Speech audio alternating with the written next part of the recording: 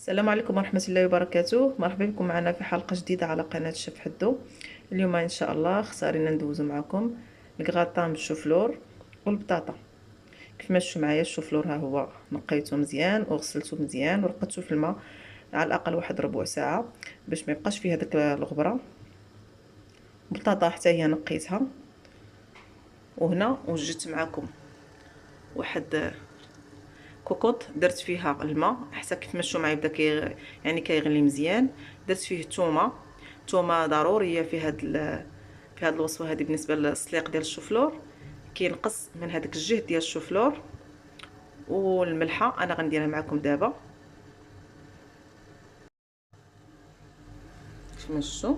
دابا غندير الملحه، بسم الله، وغنبدا نحط الشوفلور بهذه الطريقه هذه. غنخليو هاد البطاطا والشوفلور يتسلقوا وغندوزو الباقي تحضيرات ان شاء الله،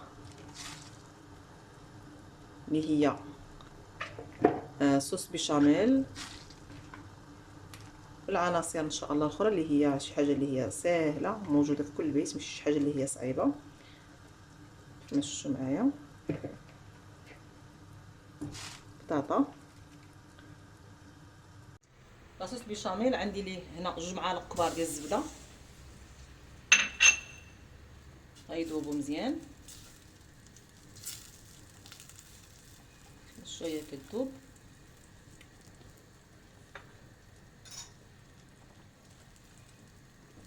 دابا انا غنخدم غير بهاد المعلقه ديال الخشب. ملي غادا نوصل غنبدا ندير في الحليب كيبدا يتكور ضروري خصنا نخدموا بهاد الفوي هذه.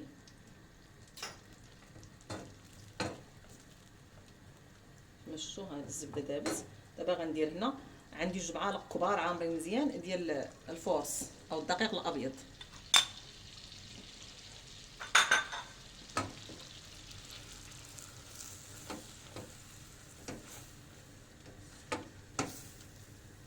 عندي نص اطرو ديال الحليب.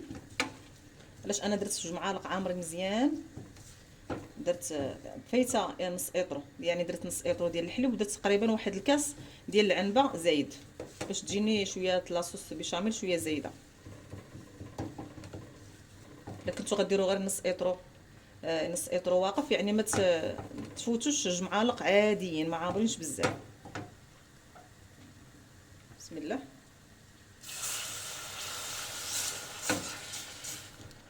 دابا غندير فوي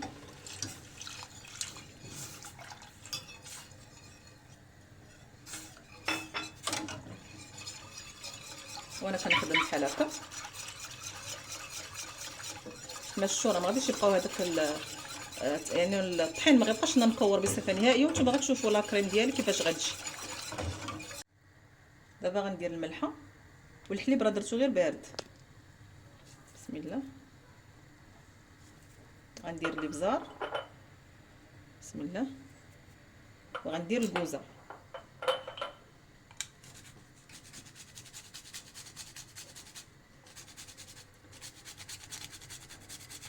بالنسبه للمكونات اللي باقا عندي اللي قلت لكم هي القزبر.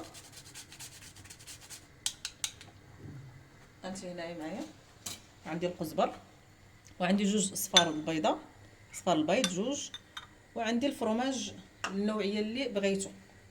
صافي غندوزو للبيشاميل نكملو. بدات كتجمع. كنبداو نشوفوا بهاد الفقاعات في لاكريم ديالنا، يعني وجدات، يعني طابت صافي. شوفوا معايا تبارك الله، يعني راه جات زوينه.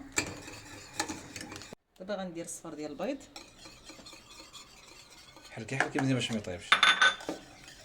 دابا بالنسبه لهاد لاصوص بيشاميل هادي كتسمى مشتقه من لاصوص بيشاميل. هادي كتسمى لاصوص مورني، وكاين اللي كيقول لها لاصوص مورناي، يعني كتزيدي عليها جون دوف يعني صفر البيض. هذا لا بيشاميل. غنهبط هادشي اللي بقى باش ما نضيعوش.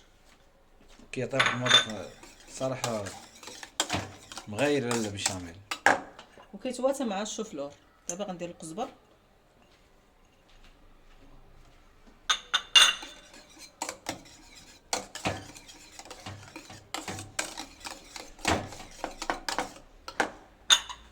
دابا درنا بيشاميل من السما. غتجي زوينه ان شاء الله. بلاتي نمسح معايا. غندير بطاطا والشوفلور. هاد الفرشيطه الياس هاد لافابور ما تخليش نصورو. غنتكيو شويه هاد البطاطا بحال هكا كما شفتوا. انا مقطعتهاش يعني سلقتها صاينه غير شويه. الشوفلور تا هو غير واحد شويه نتكيوه بحال هكا.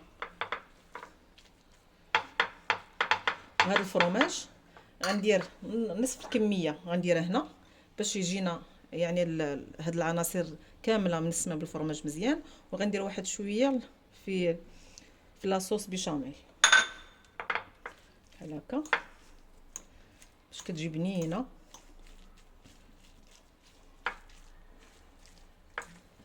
كنعتذروا اعزائي المشاهدين على ضعف الامكانيات، راه كنصورها بالهاتف،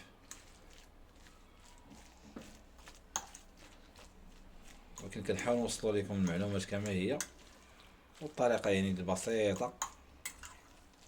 وحاولوا تجربوا هاد الوصفه هذه، راه كتجي زوينه بصراحه غتعجبكم. هاد الوصفه ديال هاد البردات كيبغيوها الصغار والكبار. الفرماج اللي بقى لنا غنديرو هنا.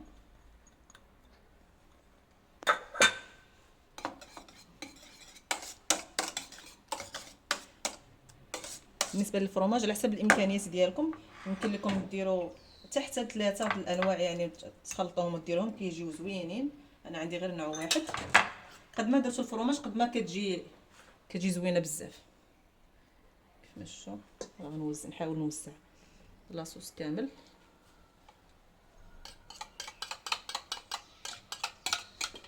صافي وغادي نديرو نخشوه في الفران طيب.